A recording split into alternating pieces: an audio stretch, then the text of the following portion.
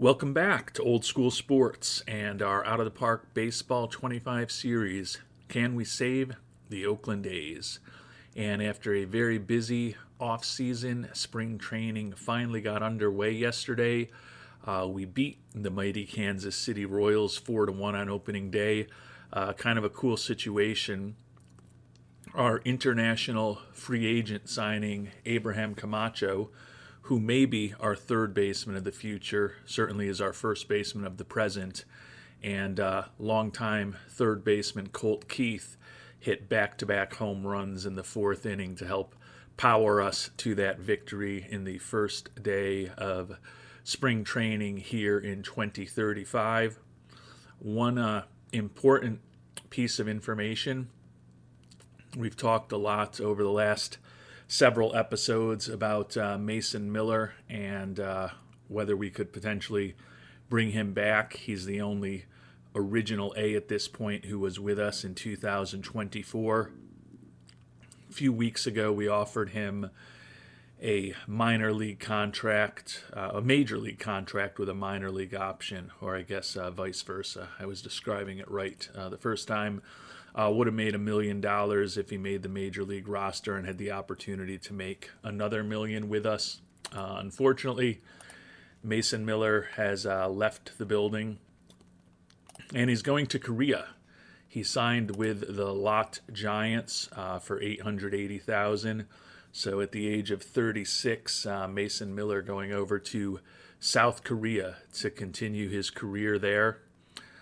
So he's still spent his entire Major League Baseball career with the Oakland Athletics.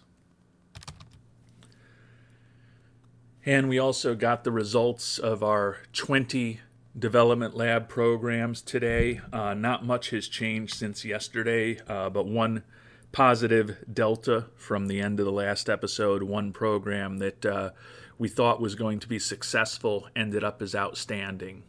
So the final tally is 4 outstanding programs, 5 successful programs, 3 poor programs, and the other 8 or 7, I think it's 8, were no improvement at all. So we'll talk about the bad ones first. Levi Sterling tried to improve his pitch movement, and it didn't go well. He actually lost a mile in his velocity, so that was a pretty poor result.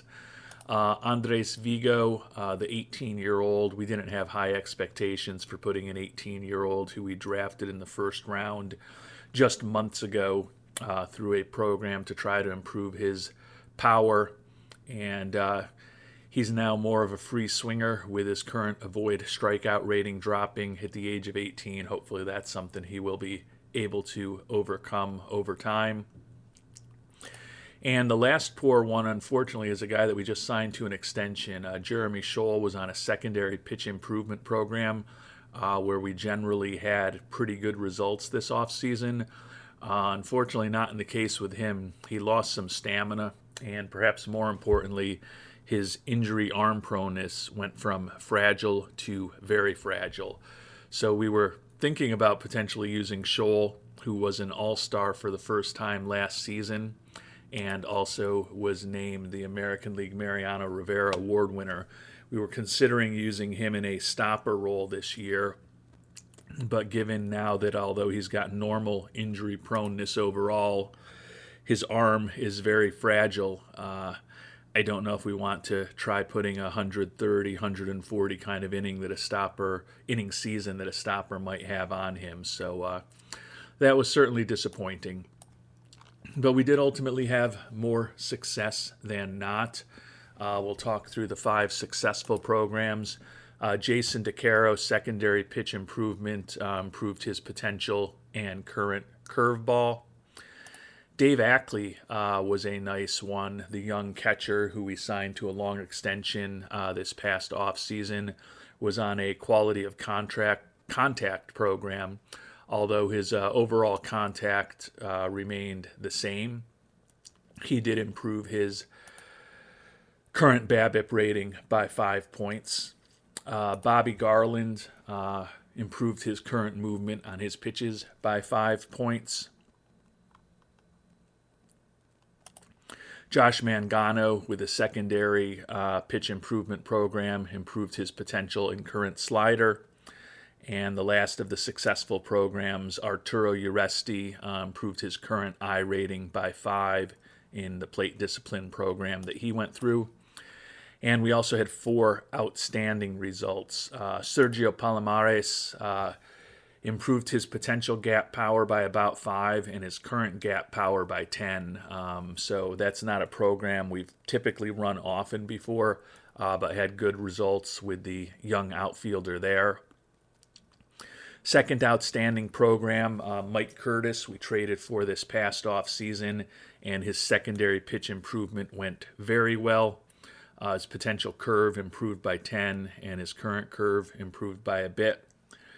Outstanding result from Andy Toribio on plate discipline, and this is one where we needed the outstanding result because he was at his max already, but his potential in current eye both improved by 5. So he went from 45 out of 45 with his eye to 50 out of 50 on his eye. The reigning American League Rookie of the Year hopefully will draw a few more walks next season. And then last but not least, Mari Raphael on a secondary pitch improvement program. The potential of his splitter improved by 5, and his current splitter improved a bit as well. All the rest of the programs that we did not mention, which was, of course, the other 8, ended up with no improvements and no changes at all to ratings.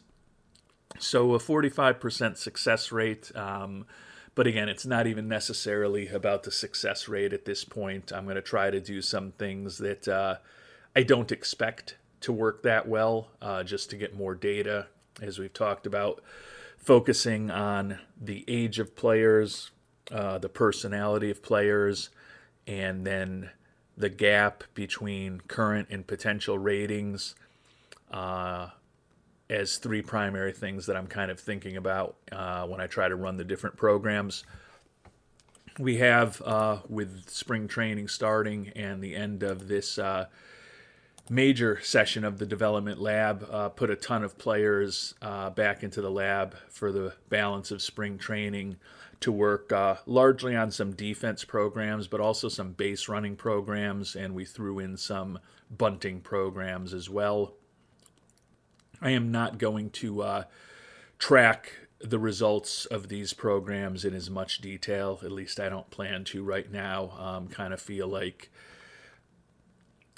you've got these shorter programs that you can do at the end of the longer ones.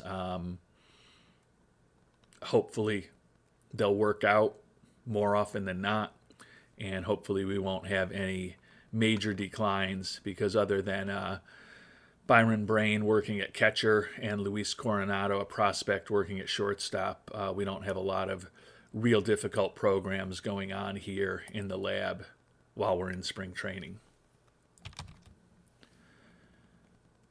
So if our team stays healthy over these next 5 weeks of spring training, I don't feel like there's actually a ton of battles for roster spots. If somebody gets injured, or if perhaps at the back end of the pitching staff someone really emerges in terms of their ratings, I feel like there might be some interesting decisions that we have to make. But barring that, I feel like we're going to be likely cutting or trying to trade away a few good players, a few good men, as it were, at the end of spring training. But I've already kind of mentally prepared myself, I think, for the guys that we're likely to move on from. So you never know when someone can surprise you, and you never know when the ratings across the team may look a little different than we've thought they were for the past several months. But unless there's injuries, I think it's going to be a pretty quiet spring training for our Oakland A's. And we finally had an injury in spring training. We've only made it to March 2nd, so it's not like we're deep into spring training. But Vince Shaver, who has basically been hurt most of the past several years, going to be out with a bone spur for 2 to 3 months. You can see he did not pitch at all last year in 2034. He did not pitch at all 2 years earlier in 2032. So he's now a 28-year-old former 15th round pick out of Lamar, who's pitched 13 innings in the majors the season before last, but certainly won't be making the team out of spring training. Does have one option year left, so Shaver will likely be beginning the year in AAA when he is healthy, but that's probably not going to be till sometime in June. Maybe late May. And we've made it to the end of spring training. 17-10 record for our Oakland A's, tied with the Blue Jays for the second most wins in the American League. Of course, the team that has more than us is the Texas Rangers, who have beaten us in the AL West each of the last 2 seasons. Fortunately, we did make it through spring training without too many serious injuries. We already talked about Shaver. Doug Weiss was up with us. He's been out for a while with biceps tendonitis, but he's going to start the year in Double-A anyways. And then Sergio Palomares, who had that really outstanding result in the Gap Power program, has been out for several weeks with a sprained ankle. He'll be starting in the minor leagues as well. Palomares last year did make it up. Spent the whole year in the Midwest League. Certainly looks like he is more than capable of that level at this point. So we will be starting the 22-year-old former international free agent signing out in Double-A, and he may not be too far from being able to hopefully contribute at the major league level. The question with him is whether he can kind of realize his full potential in contact and eye. If he does, he could still be a borderline interesting offensive player, especially given his speed. But if he doesn't reach just about every bit of potential that we think he has right now, probably not going to end up being much of an impact offensive player, unfortunately.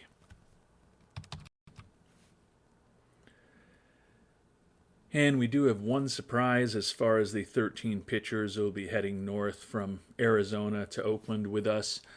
Ian Outh, who we picked up in that trade with Detroit a couple of years ago, has been a good solid arm out of our bullpen the last couple seasons.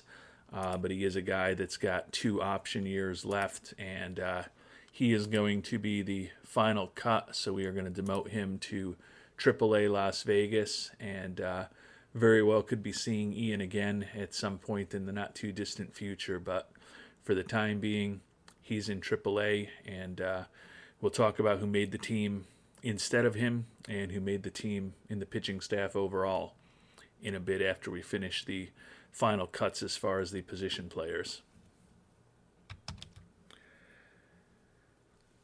And one of last year's utility infielders, Isrever Stewart, is going to be one of the final cuts from our 26-man, or to our 26-man roster.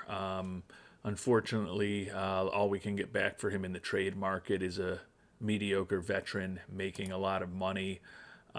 Stewart at this point is making the major league minimum. He's out of option years, but if somebody happens to pick him up, it's not going to be the end of the world for us, so we are going to waive and DFA Mr. Stewart.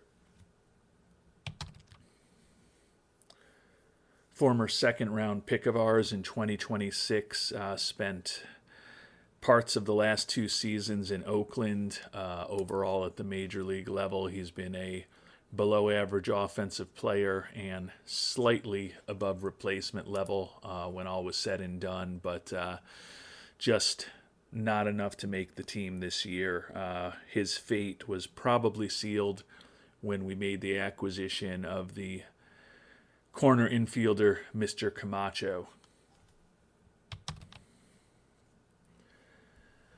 And the final cut to the 26-man roster is a hard one. Steve Allison, who we picked in the 5th round out of Baylor in 2031, had a really nice year for us last year in AAA, put up a 108 WRC plus 2.3 WAR. Doesn't really have a ton to prove at that level, but we do think he still can get a little bit better. And he's not going to be playing every day if he made the major league team for us. So we would rather have some players who have less potential development playing a couple times a week at the major league level.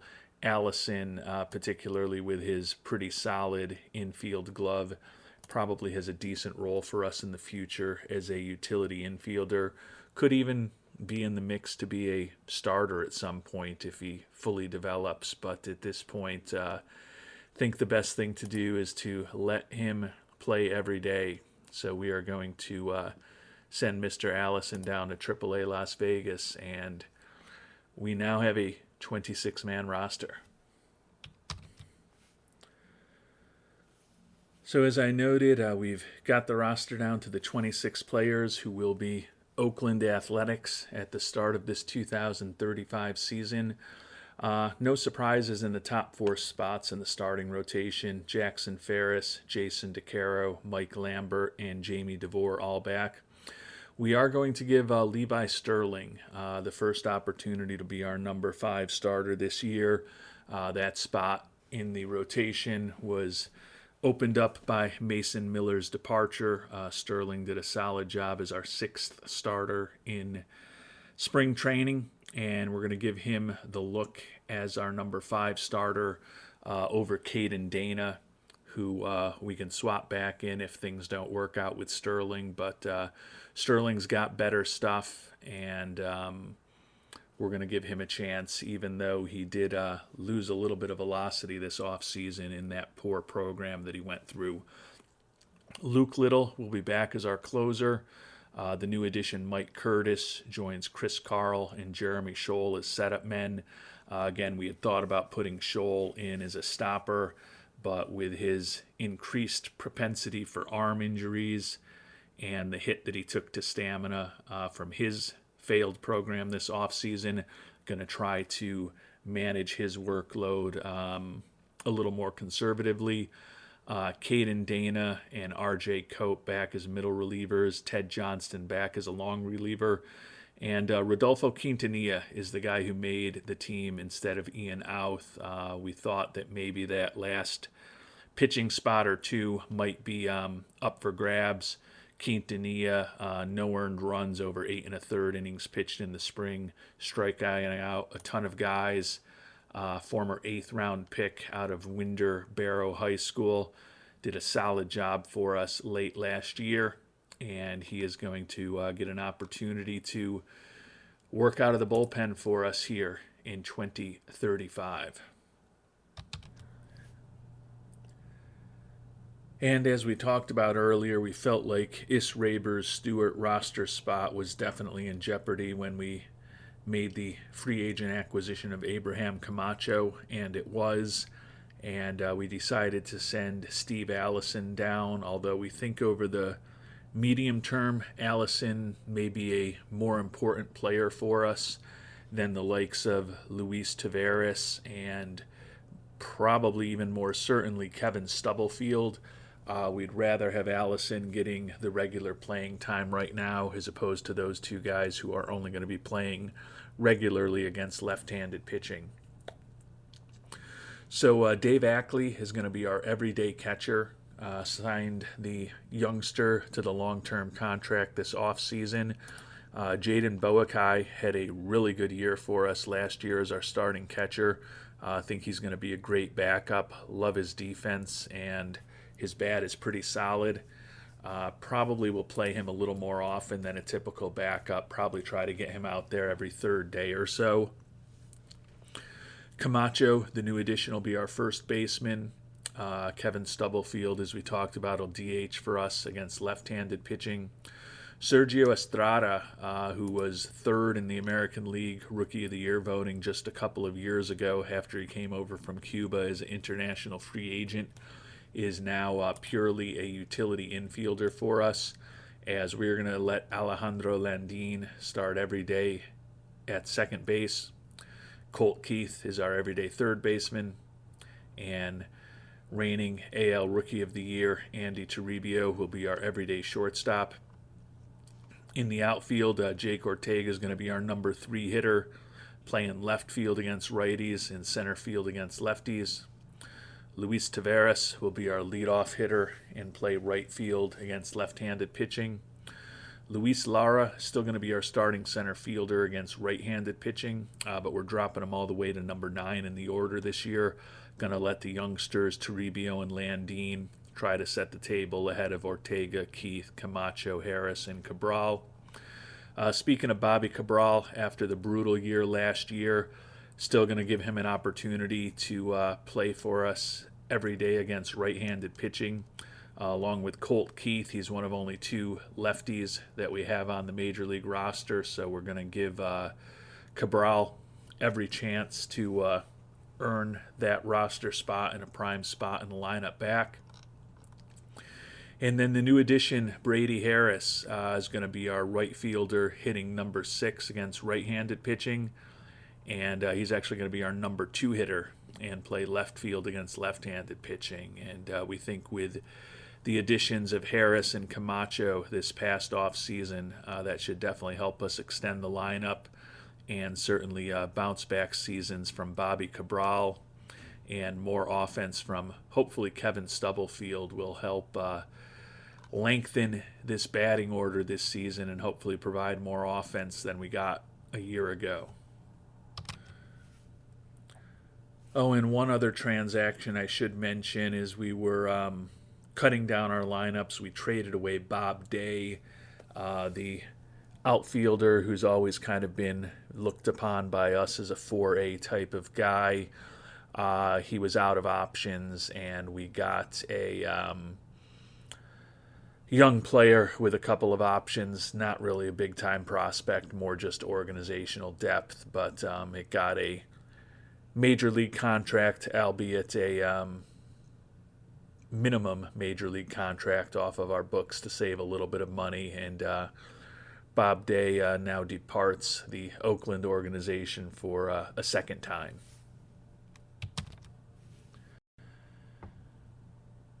And we've made it to opening day. Some good news and some bad news in the simulation they ran for the preseason predictions. The good news is we're expected to be a 101-win team, which would certainly mark the most wins we've ever had with this Oakland A's team.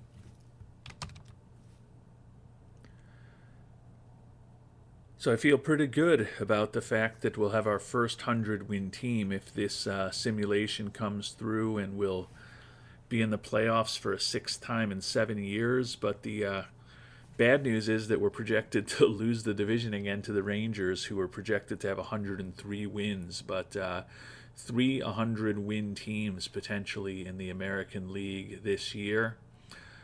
Taking a look at the top hitters, interestingly, our defending MVP, Jake Ortega, not expected to be one of the top hitters in the American League this year. Jackson Ferris, however, expected to go 14-10 with a 3.35 ERA, which would be pretty darn good. National League, with the exception of the Cubs, is a lot more balanced. Braves and Mets expected to tie for the league lead with 92 wins. The Dodgers, despite a huge payroll, projected to finish last. You can see some of the projections here for some of the top offensive players and some of the top pitchers in the league. But at least on paper, our A's are expected to be one of the better teams in baseball this year. Budget remains the lowest in the sport, but our payroll this year is going to be 26th, which is as much as we have ever spent on players in this playthrough, in terms of the raw amount of $115 million, and in terms of being as high as 26th. I think once or twice we've touched 28th or 29th briefly for a short period of time during the regular season, but we've typically had the lowest payroll in baseball, driven, of course, largely by our low budget and the fact that we do try to invest pretty heavily in scouting and player development.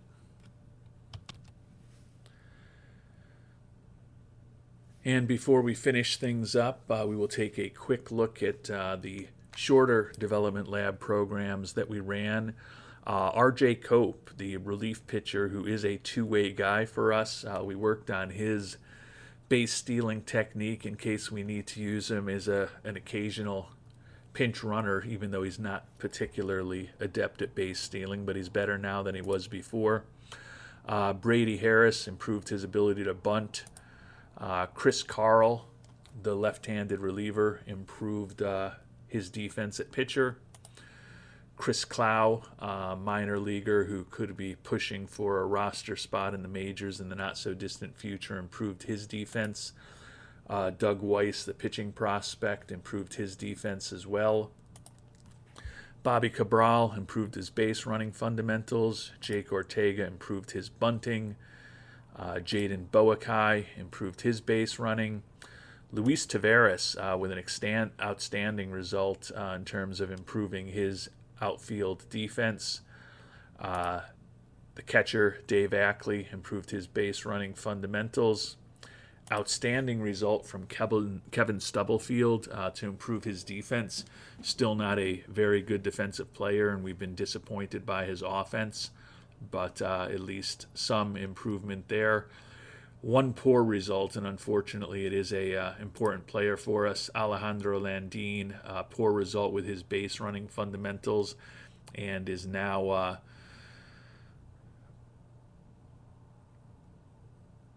somewhat fragile in terms of his leg proneness, so potential for some more injuries there. Sergio Palomares improved his defense in left field, and everything else was a no improvement. So fair amount of successful programs, much higher hit rate than we had with the longer programs with these simpler defense, base running, and bunting oriented programs that we went through. John Fisher, all he does is expect us to win it all this year, despite the lowest payroll or the lowest budget in baseball once again. Wants us to win the championship. Hopefully Alejandro Landin will be more productive this year than he was last season, and also wants us to improve our fan interest. And right now we have made 13 points of progress over the off season on that, which is highest fan interest I believe we've ever started a season with. Also have the opportunity to try to hit more home runs this year. I got some confidence in Landin. We're going to stick with that goal. It's only a low priority, and I feel like probably not going to be a huge factor in whether we retain our job or not, whether Alejandro Landin in second base is better this year than a year ago. So we are ready to begin this 2035 season. High expectations, and we will start finding out how we do in terms of fulfilling those expectations next time around. Until then, thanks so much for watching, and hope you have a great day.